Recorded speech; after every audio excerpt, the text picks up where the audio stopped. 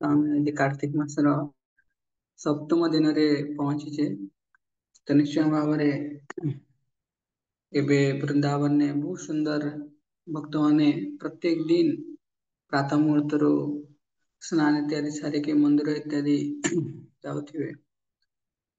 ତ ବୃନ୍ଦାବନର କାର୍ତ୍ତିକ ମାସରେ ଯୋଉ ପ୍ରଭାବ ଥାଏ ନିଶ୍ଚୟ ଭାବରେ ତା ସମସ୍ତଙ୍କର ଭକ୍ତଙ୍କର ହୃଦୟ ସ୍ପର୍ଶୀ, କାହିଁକି ନା ବୃନ୍ଦାବନ ସେଇ ଜାଗା ଯୋଉ ଜାଗାରେ ଭଗବାନ କୃଷ୍ଣଙ୍କୁ ମନେ ପକେଇବା, ଶ୍ରୀମତୀ ରାଧାରାଣୀଙ୍କୁ ମନେ ପକେଇବା ବହୁତ ସହଜ ହେଇଯାଏ। ଲୋକାଲ କଲ୍ ଭଳିଆ ହେଲା, ଇଣ୍ଟରନ୍ୟାସନାଲ କଲ୍, ଲୋକାଲ କଲ୍ ମାନେ ଧାମରେ ଯେତେବେଳେ ଆମେ ଭଗବାନଙ୍କୁ ସେବା କରନ୍ତି, ପ୍ରାର୍ଥନା କରନ୍ତି।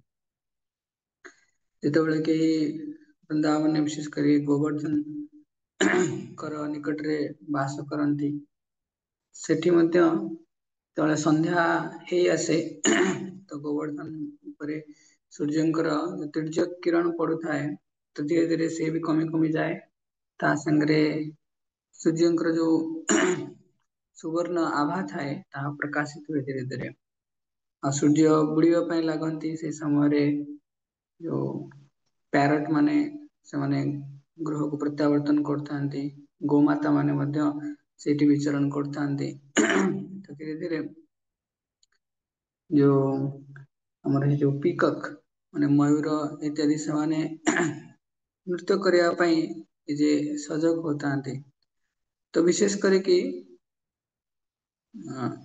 ସବୁ କିଛି ବୃନ୍ଦାବନରେ ଧାମ ରେ ସବୁ କିଛି ଜିନିଷ ଭଗବାନଙ୍କର ସ୍ମରଣ ନିମିତ୍ତ ଏକ ଉଦ୍ଦୀପନା ସୃଷ୍ଟି କରେ। ଆଉ ନିଶ୍ଚୟ ଭାବରେ ସମସ୍ତେ ଶ୍ରୀମତୀ ରାଧାରାଣୀ ଏବଂ କୃଷ୍ଣଙ୍କୁ ସ୍ମରଣ କରନ୍ତି। ତ ଏଇ ସବୁ ପରିଭାଷା ବୃନ୍ଦାବନର ଆତ୍ମୀୟତାକୁ ଆହୁରି ବଢେଇକି ଚାଲିଥାଏ। ତ ଶ୍ରୀମତୀ ରାଧାରାଣୀଙ୍କର ଗୋଟେ ସୁନ୍ଦର ଗୁଣ ଆମେ ଶ୍ରବଣ କରିବା। ରାଧାରାଣୀଙ୍କର 25ଟି ଦିବ୍ୟ ଗୁଣ ରହିଛି। ତା ଭିତରୁ ଗୋଟେ ଗୁଣ ହେଲା ଚଳ ଅପଙ୍ଗ। ଚଳ ଅପଙ୍ଗ ଅର୍ଥାତ୍ ରାଧାରାଣୀଙ୍କର ନୟନ ଯୁଗଳ ବହୁତ ରେଷ୍ଟଲେସ୍ ମାନେ ତାହା କୃଷ୍ଣଙ୍କ ହୃଦୟକୁ ସମ୍ମୋହିତ କରେ ସବୁବେଳେ। ଶ୍ରୀଲ ପ୍ରବୋଧାନନ୍ଦ ସରସ୍ଵତୀ ଠାକୁର ବହୁତ ସୁନ୍ଦର ଭାବରେ ଉଚ୍ଚାରଣ କରନ୍ତି କି ହେ ଶ୍ରୀମତୀ ରାଧାରାଣୀଙ୍କୁ ପ୍ରାର୍ଥନା କରନ୍ତି କି ଶ୍ରୀମତୀ ରାଧାରାଣୀ ଆପଣଙ୍କର ନୟନ ଯୁଗଳର ଯୋଉ ଦୃଷ୍ଟିପାତ ତ ଆପଣଙ୍କର ନୟନ ଯୁଗଳର ଦୃଷ୍ଟିପାତ କେବେ ମୋ ଉପରେ ପଡିବ, ଯୋଉ ନୟନ ଯୁଗଳ ବ୍ରଜର ରାଜକୁମାର ଭଗବାନ ଶ୍ରୀକୃଷ୍ଣଙ୍କୁ ମଧ୍ୟ ମୂର୍ଚ୍ଛିତ କରିଦିଏ। ଭଗବାନଙ୍କର ହସ୍ତ କମଳରୁ ତାଙ୍କର ବେଣୁକୁ ବିଚ୍ଛିନ୍ନ କରେ। ଏବଂ ଭଗବାନଙ୍କର ଶିର ଦେଶରେ ଭଗବାନ ଯୋଉ ସୁନ୍ଦର ମୟୂରପଙ୍ଖ ଲଗେଇଥାନ୍ତି ତାହାକୁ ମଧ୍ୟ ଭୂପତିତ କରାଏ। ତା ସହିତ ଭଗବାନଙ୍କର ଯୋଉ ଅଣ୍ଟାରେ ଧୋତି ଧାରଣ କରନ୍ତି ତ ତାକୁ ମଧ୍ୟ ଲୁଜ ଅର୍ଥାତ୍ ଢିଲା କରିଦିଏ। ତେଣୁ ବହୁତ ସୁନ୍ଦର ପିକଚର ଯେତେବେଳେ ଗୋଟେ ନାୟକ ଯୁଦ୍ଧ କ୍ଷେତ୍ରରେ ସରଦ୍ୱାରା ଆହତ ହୁଏ ତେବେଳେ ସେ ଭୂପତିତ ହୁଏ। ତେଣୁ ପ୍ରେମର ଏ ସଂଗ୍ରାମରେ ଶ୍ରୀମତୀ ରାଧାରାଣୀଙ୍କର କୃପା କଟାକ୍ଷ ତ କହିବାନି ଏଠି ପ୍ରେମର କଟାକ୍ଷ କୃଷ୍ଣଙ୍କ ପ୍ରତି ତାହା ସରସ ଦୃଶ୍ୟ ଭଗବାନଙ୍କର ହୃଦୟକୁ ଆଘାତ କରେ। ଆଘାତ ମାନେ ଏଠି ମଧୁମୟ ଆଘାତ କରେ ତ ଭଗବାନ ତାଙ୍କର ବେଣୁ ଭଗବାନ ତାଙ୍କର ମୟୂର ପଙ୍ଖ ଏସବୁ ଭଗବାନଙ୍କ ଠାରୁ ବିଚ୍ଛିନ୍ନ ହେଇଯାଏ ଧୀରେ ଧୀରେ। ତେଣୁ ଭଗବାନ ଅନ୍ତିମ ସମୟରେ ମୂର୍ଚ୍ଛିତ ହେଇଯାଆନ୍ତି। ତ କେବେ ସେଇ ଶ୍ୟାମ ସୁନ୍ଦର ଭଗବାନ ନିଜେ ପୁନଃ ଭଗବାନଙ୍କର ଉତ୍ଥାନ ହବ। ତ ବାସ୍ତବରେ ଶ୍ରୀମତୀ ରାଧାରାଣୀଙ୍କର ଯୋଉମାନେ ଦିବ୍ୟ ସେବିକା ମାନେ ଥାଆନ୍ତି ତ ସେମାନେ ଗୋଟେ ସ୍ପେସିଫିକ ଗୋଟେ ନିର୍ଦ୍ଦିଷ୍ଟ ସ୍ୱର ସଂଯୋଜନା କରନ୍ତି। ସ୍ୱର ନୁହେଁ ସ୍ୱର ଅର୍ଥାତ୍ ବହୁତ ଗୋଟେ ସୁନ୍ଦର ମେଲୋଡି ଗାଆନ୍ତି। ତ ଭଗବାନଙ୍କର ପୁନଃ ଭଗବାନ ଉଠନ୍ତି ଆଉ ସେଇ ମେଲୋଡି ଗାଇବାରେ ସେମାନେ ଦକ୍ଷ ହିଁ ଥାନ୍ତି।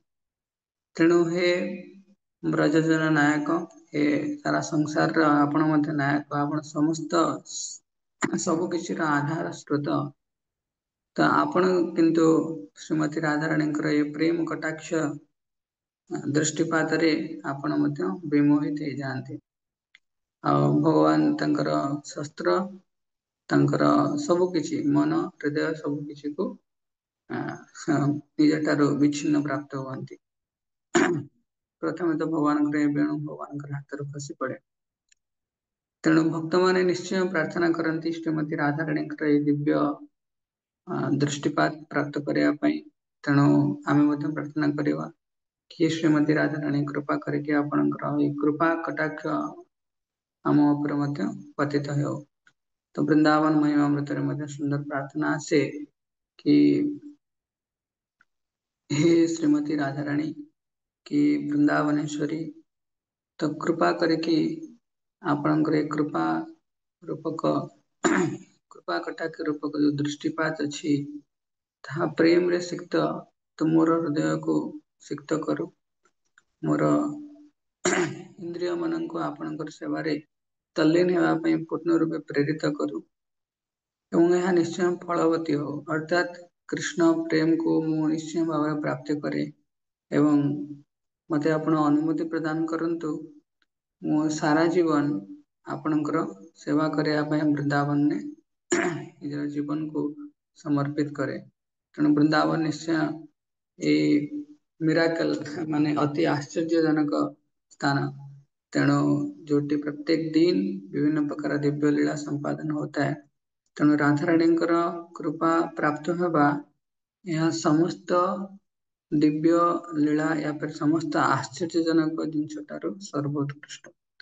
ତେଣୁ ନିଶ୍ଚୟ ଭାବରେ ରାଧାରାଣୀଙ୍କର ଚରଣ କମଳରେ ଆମେ ସମସ୍ତେ କୃପା ଭିକ୍ଷା କରିବା ଏବଂ ପ୍ରେରଣା ପ୍ରାପ୍ତ କରିବା। ତ ଏଇ କାର୍ତ୍ତିକ ମାସରେ ରାଧାରାଣୀଙ୍କର ପ୍ରସନ୍ନତା ପାଇଁ ଆମେ ଅଭ୍ୟାସ କରିବା ସାରା ଜୀବନ ଆମେ ବୃନ୍ଦାବନକୁ ଯାତ୍ରା କରିବା ପାଇଁ।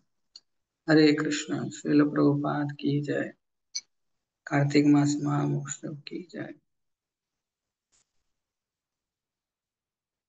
वैष्णव प्रणाम मंत्र। वैष्णव माने वांछा कल्प